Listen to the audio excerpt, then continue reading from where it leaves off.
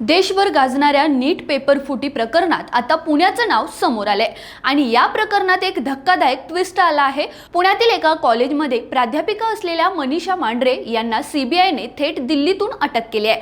नाशिक, लातूर आणि आता पुणे अशा पद्धतीने या पेपर फुटी रॅकेटचे धागेदोरे महाराष्ट्रात खोलवर रुजलेले असल्याचं दिसून येत आहे।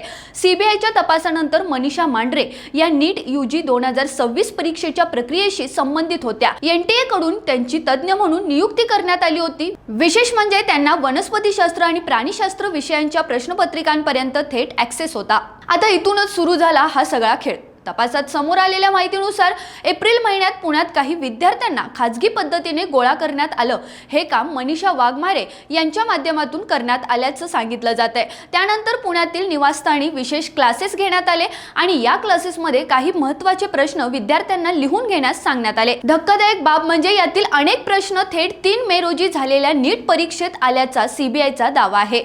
यानंतर सीबीआयचे विशेष पथक पुण्यात दाखल झालं आणि गंगा ओशन सोसायटीत छापेमारी करण्यात आली। घरातून मोबाईल, लॅपटॉप, बँक डिटेल्स आणि महत्त्वाची कागदपत्र जप्त करण्यात आली आहेत। दरम्यान या प्रकरणात लातूरचे पीव्ही कुलकर्णी हे मुख्य सूत्रधार असल्याचंही समोर येते। त्यामुळे आता या रॅकेटमध्ये अजून किती लोक सहभागी आहेत, किती विद्यार्थ्यांना फायदा झाला आणि किती पैशांचा व्यवहार झाला याचा तपास सुरू आहे।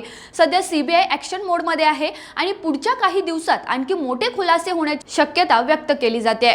नीट सारख्या देशातील सर्वात महत्त्वाच्या परीक्षेवर प्रश्नचिन्ह निर्माण झाल्याने लाखो विद्यार्थ्यांमध्ये संतापाचं वातावरण आहे। आता शेवटी पाहूयात या प्रकरणामध्ये नेमकी कोणकोणती मोठी नावं समोर येतात। रोकठोक महाराष्ट्राला सबस्क्राइब करा आणि बेल आयकॉनवर क्लिक करायला विसरू नका।